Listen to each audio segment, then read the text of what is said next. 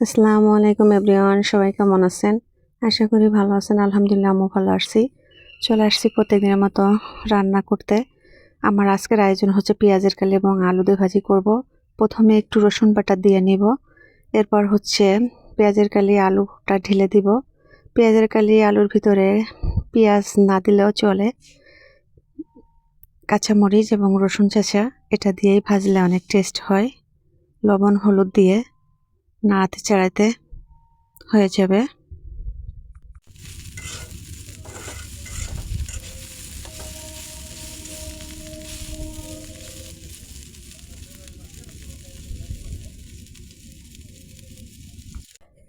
বন্ধুরা, কিছুক্ষণ নাড়াইতে চাড়াইতে ভাজিটা যখন সবুজ সবুজ কালার থাকবে তখন কিন্তু আর সেদ্ধ হয়ে যাবে, তখন কিন্তু ভাজিটা হয়ে যাবে। এর থেকে বেশি ভাজলে মজা লাগবে না।